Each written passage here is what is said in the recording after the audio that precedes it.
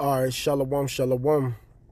Real Hebrew Israelite coming week in, week out to prophesy the downfall of American into society. I want to start off giving all praise and glory and honor to YAHAWASHI, Rakakadash, double honor to our apostles and elders and GMS and brothers that sincerely doing this work.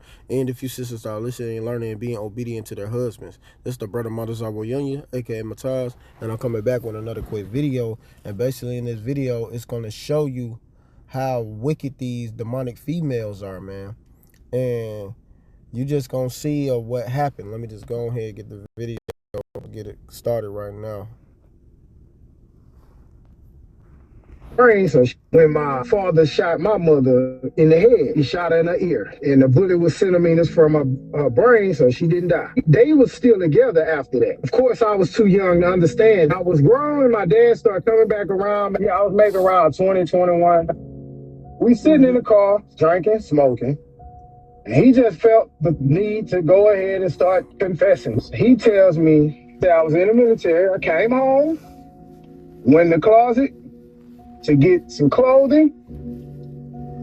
It's pictures of my mother and other men in there. Inappropriate pictures, by the way. He's passed out. He got a gun with 2 bullets, one for him, one for her. But when he shot her and realized that she didn't die from the shot, that's when he took off running. So he was ready to kill her and himself because basically she cheated. He learning that in my 20s, expecting for my mama to sit and just tell me the details, but she could have at least said, hey, listen, I fucked up with your dad. Some things are so extreme. How do you even explain it to a child? Sometimes what he did of waiting might have been the best thing he did. Oh, for sure with him. But my problem was my mother painting him out to be just this monster. Looking him up high and being a perfect wife. But I never, exactly. Damn, mama, so you mean to tell me he was like that and then he just came home and said, you know what, today I feel like blowing a bitch head off.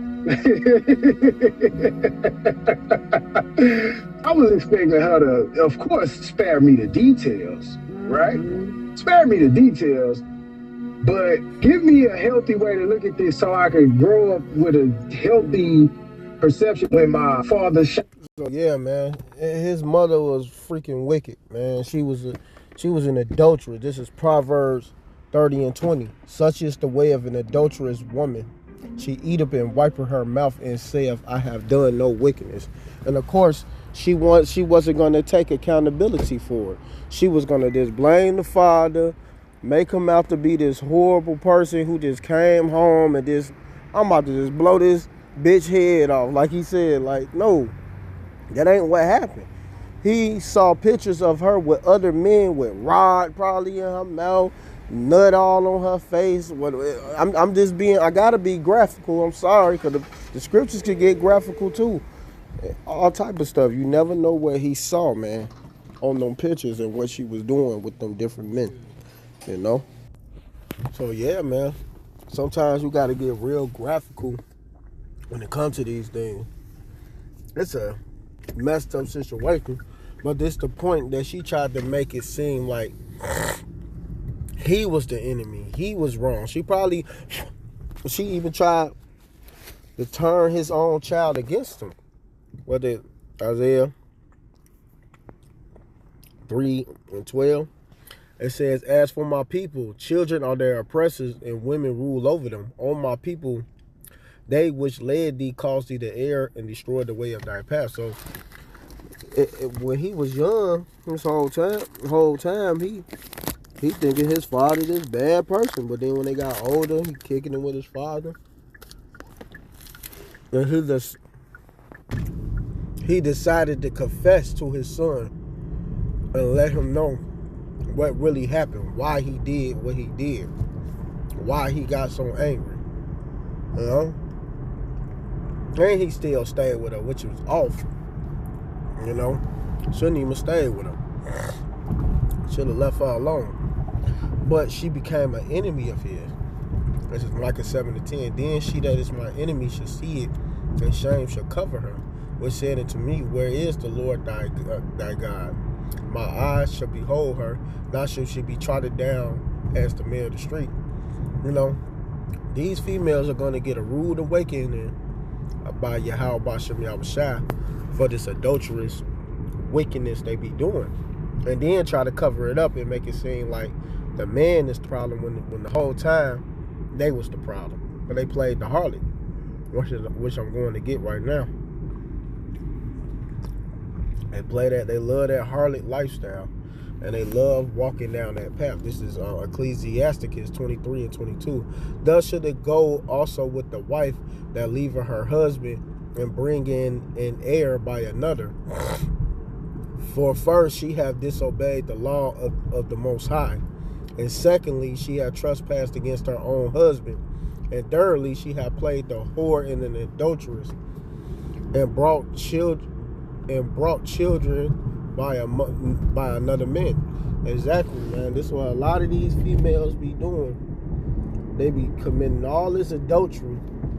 Then eventually what end up happening? They bring in children by some other guy, but they just committed adultery all the whole time. You know, no integrity, no self-respect, no none. These females are completely out of order. You know, and they're gonna be made an example out of. She should be brought out into the congregation, and an inquisition should be made of her. It said an inquisition. It said an inquisition should be made of her children. So like an inquisition is an example. So they gonna get made an example out of her. And what you do when you make an example out of them, you put them to death, man. It's multiple ways of making an example out of somebody. Either it's gonna be on a unharmful way or a harmful way. Which one you want? Yeah, man. So, hey, man, they gonna get that example made out of them pretty soon, and they ain't gonna like it. You know, her children should not take root, and her branches should bring forth no fruit. You know, so she gonna be destroyed. She shall leave her memory to be cursed, and her reproach should not be blotted out. They're gonna, hey, that reproach ain't gonna be blotted out. That shame is gonna be into her. You know, and she ain't gonna have no husband. She'll die. You know, like, that's most of these females out here, man. Proud as hell. And they that remain should know that there is nothing better than the fear of the Lord Yahweh, and that there is nothing sweeter than to take heed unto the commandments of the Lord Yahweh. It is great glory to follow the Lord Yahweh and to be received of him. And that's a great thing to be received of YAHAWASHI. You know, that just show you how honorable that is to do the right thing, which a lot of these females don't. They do this adulterous stuff and walk this adulterous lifestyle, and then they think nothing is supposed to happen to them when they do these things. No, you're going to be destroyed. That's why the scripture says right here, and I'm gonna hit this one first. This is Ecclesiasticus 25 and 13. Give me any plague but the plague of the heart, and any wickedness but the wickedness of a woman. Exactly, because you don't want to be wicked like these females, man. They just are completely out of order. Skip to verse 19. All wickedness is but little to the wickedness of a woman. Let the portion of a sinner fall upon her. And it said all wickedness is but little to the wickedness of these females. And so these females are completely out of order and out of whack. They don't want to get in no type of order with a man. They don't want to accept that a man can have more than one wife. You know? And it's just completely madness when they do this stuff, man. And they think they're going to just keep getting away with this type of behavior that they do. And it's not going to happen. You know? Verse 24, Of the woman came the beginning of sin, and through her we all died. We all died because of these females, man. Starting with Eve. Because of that spirit, she wanted power over Adam. Going the hell off, man. You know? So, hey, man, just know, man, these females got a rude awakening. Hopping rod to rod. As Ecclesiasticus 26:12, she will open her mouth as a thirsty traveler when she have found the fountain and drink of every water near her. That means she just getting popped by all these different dudes and drinking their sperm. By every hedge will she sit down and open her quiver against every arrow. The quiver representing her vagina, her legs. She opening them up. She just letting everybody tag that. It's wickedness and it's a shame. You know, the Lord hate a harlot. This is verse 22. And harlot should be accounted as spittle, but a married woman is a tower against death to her husband. So these harlots are counted as spit. Simple as that. A spittle. And she wasn't being nothing but a harlot. While he was in the military, he was out in the military, and she getting digged through. They digging through that vagina. And not only that, she had pictures. So she can go back and look at all the men that was digging in that mud. Because she just demonic. A wicked woman is given as a portion to a wicked man, but a godly woman is given to him that fear the Lord Yahweh. And obviously he stayed with her. Why? Because he probably wicked as hell too. A wicked woman is given to the portion of a wicked man. If you still with this wicked demonic female after you saw all them pictures, you know, you seeing her again, got rod in her mouth and all, or you decide you still gonna be with her, and then you try to put her to death and yourself to death. Like, come on, man. That's some weak-minded stuff, bro. That was weak. You know, and completely out of order, because why would you want to put yourself to death for her having another rod in her mouth? Man, come on. You got to be out of your rabbit-ass mind to do something like that, because she had another rod in her mouth, bro. You tweaking hard as hell. It says, a dishonest woman committeth shame, and that's shameful. But an honest woman will receive her husband.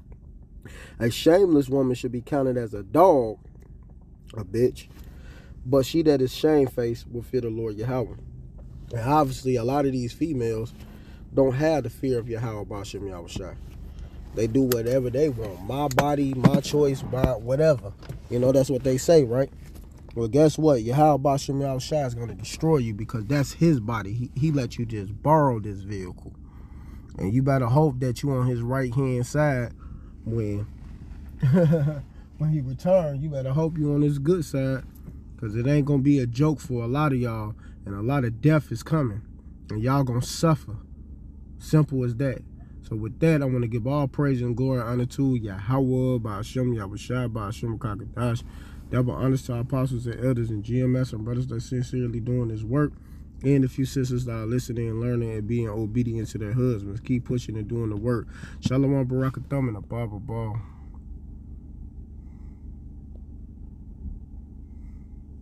Give me a second, it's tweaking.